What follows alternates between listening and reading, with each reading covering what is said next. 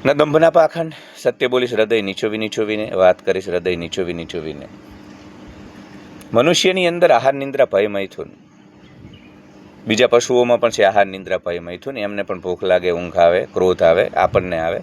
આપણામાં પ્લસ છે કામ, ક્રોધ, લોભ, મોહ, મદ, મત્સર, ઈર્ષા, દ્વેષ, પ્રતિસ્પર્ધા. આ બીજા કોઈનામાં નથી, તમારામ છે. એટલે તમારામ છે એટલે આ દુનિયાની તમામ સમસ્યાઓ છે.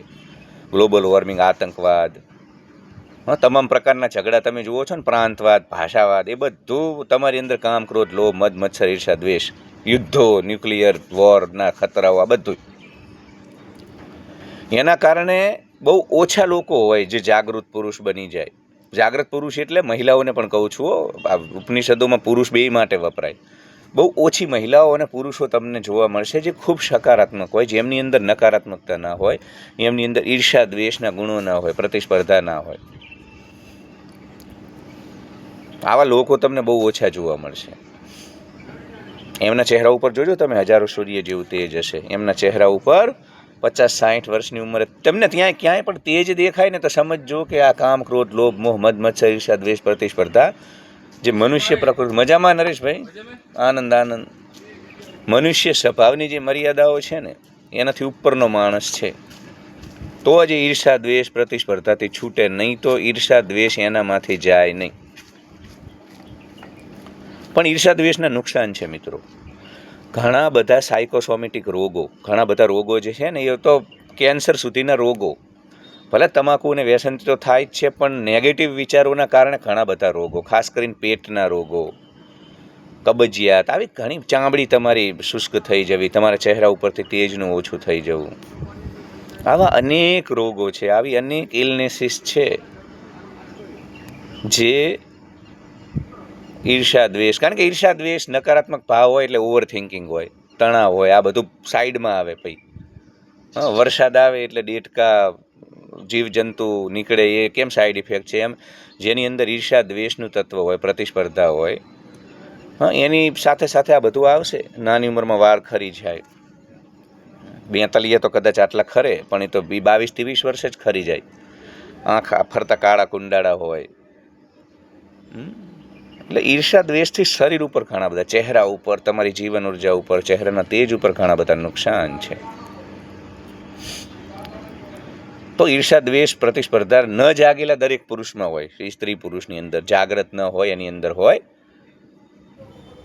ઓછા પ્રમાણમાં હોય તો ચાલે, પણ વધુ પ્રમાણમાં હોય. એટલે તો હું કહું છું કે સોશિયલ મીડિયામાં તમે મારી જેમ યુટ્યુબર નથી તો બહુ પોસ્ટ ને તમને એવું લાગે કે લોકો એપ્રિશિએટ કરશે એમ શેર કરો તો, પણ જે લોકો તમને પ્રેમ કરે છે, જે તમારા છે, તમને ખબર છે કે અડધી રાતના કર્ણ જેવા સાથી સંગી છે, મારા જ છે આ લોકો સંપૂર્ણ. આખી દુનિયા મારા વિરુદ્ધ હશે, 850 કરોડ મનુષ્ય તો પણ મારા છે, એટલા લોકો સાથે જ શેર કરો. બધા સાથે બધું શેર ન કરવાનું હોય, કારણ કે એક બહુ નકારાત્મક ઉર્જા તમારા સુધી પહોંચે છે, એ પણ તમને અસર કરે છે. અને તમે કોઈ આધ્યાત્મિક રીતે એટલા બધા જાગેલા છો નહીં કે નકારાત્મક ઉર્જાને સહન કરી લો. મીરાબાઈની જેમ, નરસિંહ મહેતાની જેમ, નામદેવ તુકારામની જેમ, કબીરની જેમ, પ્રહલાદની જેમ. તમારું તો એમાં નુકસાન થશે જ એ ઉર્જાથી. એટલે કોઈ તમારી ઈર્ષા દ્વેષ કરે તો દયા ખાઓ. ઘણી વખત આપણે, હું જોઉં છું કે હાયર વેલ્યુ માણસ, ઉચ્ચ ગુણવત્તાવાળો માણસ, જેની અંદર કૃતજ્ઞતા હોય, જેની અંદર રિસ્પેક્ટ હોય, જેની અંદર માન સન્માન હોય, જેની અંદર બીજાની ચિંતા હોય, સંવેદના હોય, આ પ્રકારનો માણસ છે ને, એ કોઈ એની ઈર્ષાને દ્વેષ કરે તો હલબલી જાય. તો દયા ખાઓ, નુકસાન એનું છે, તમારું નથી. તમે હલબલશો નહીં, હલી જાઓ તો નુકસાન છે. તમે મસ્ત લાલ ટમાટર જેવા રહો, ઉત્તરાખંડ હર્ષિલના લાલ સફરજન જેવા રહો, મનાલીના લાલ સફરજન જેવા રહો. કરશે. તમે જુઓ, કોઈને ખુશ માણસ પસંદ નથી, કોઈને શાંતિપૂર્ણ માણસ પસંદ નથી. તમે ભાગદોડ નહીં કરો, તમે સુકૂન શાંતિમાં હશો, મસ્ત મોલા થઈને બેઠા હશો, ચહેરા ઉપર યોગી જેવું તેજ હશે, યોગી જેવું ચિત્ત હશે. શ્રીમદ ભગવદ્ ગીતામાં જે ગીતાના લક્ષણો છે, સ્થિર પ્રજ્ઞના લક્ષણો છે ને, માન અપમાન, જય પરાજય, નિંદા સ્તુતિ, લાભ હાનિ, ઠંડી ગરમી, સુખ દુઃખ, એ બધાથી તમે એ બધામાં સ્થિર રહેતા હશો, એટલે લોકો ઈર્ષા દ્વેષ કરવાના. પણ તમે દયા ખાઓ, એમનું નુકસાન છે. એમને કબજિયાત થશે, એમને એસિડિટી થશે, નાની ઉંમરમાં એમના વાળ સફેદ થઈ જશે, ખરી જશે, લોકોને થાઇરોઇડ થાય છે નકારાત્મક વિચારોના કારણે, નેગેટિવ થિંકિંગના કારણે. થાઇરોઇડ જેવા લોકો દજાપા ગમે એટલી મિલકત હોય તો એ નહીં ભોગવી શકે. એક ઈર્ષાળુ દ્વેષીલો માણસ ગમે તેટલી મિલકત હોય, એની પાસે ગમે તેટલી મિલકત હોય, એ ક્યારેય ભોગવી શકતો નથી. એ દયા ખાઓ, આવા લોકોની દયા ખાઓ. અને તમારામાં જો આ ભાવ હોય, મને સાંભળો છો તો નીકળો, એનાથી કોઈ ફાયદો નથી.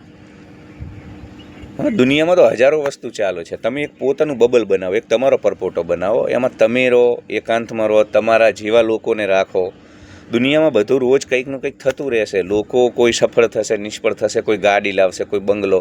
આ તો માયાનું આવરણ છે મિત્રો. માયામાં બધું થતું રહેશે. ઈર્ષા દ્વેષ ન રાખશો, પ્રતિસ્પર્ધા ન રાખશો. તમારો સંપૂર્ણ ફોકસ લાલ ટમાટા જેવા રહેવા ઉપર હોય. ઉત્તરાખંડ હર્ષિલના લાલ સફરજન ન હોવો જોઈએ. એટલે ઈર્ષા દ્વેષથી નુકસાન છે. ચહેરો કૃશ થઈ જાય, ચહેરા ઉપરથી તેજ ગાયબ થઈ જાય. ચહેરાની લાલીમાં લાલ ટમાટર જેવા તમે રહી શકો જો ઈર્ષા દ્વેષ ન હોય, સકારાત્મકતા હોય. દરેક વસ્તુ ધીમે ધીમે કરો, સુકૂન શાંતિથી કરો. આ વિડીયો મને મન થાય તો બનાવું, અનુકૂળતા હોય તો બનાવું, ને ઘણા દિવસો નથી એ બનાવું. એવું બહુ લોડ લઈને નહીં. છેલ્લે મારે ખુશ રહેવું બહુ મહત્ત્વપૂર્ણ છે. હસતા હસતા મસ્તીથી બધું કરવાનું. લોડ લઈને કશું કરવાનું થતું નથી આ જગતની અંદર.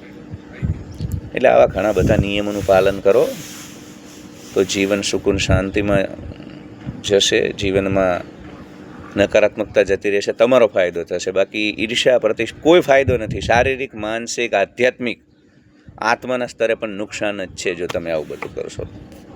કોઈ કશું નહીં બગાડી શકે. ગમે તે વસ્તુ કરે, ષડયંત્ર કરે. તમે શાંત હશો ને, હું તમને લખીને આપું છું આ વાત. જો કે હું મેમ્બરશિપમાં કરું છું, પણ અહીંયા કરી દઉં. આજે સંબંધિત સુસંગત વાત છે. તમે શાંત હશો, તમારી શ્વાસોશ્વાસની ક્રિયા ખૂબ જ એની રિધમમાં હશે, શાંતિ સુકૂનમાં હશો, આ દુનિયામાં કોઈ તમારું નુકસાન નહીં કરી શકે, ગમે તેટલા ષડયંત્ર કરે.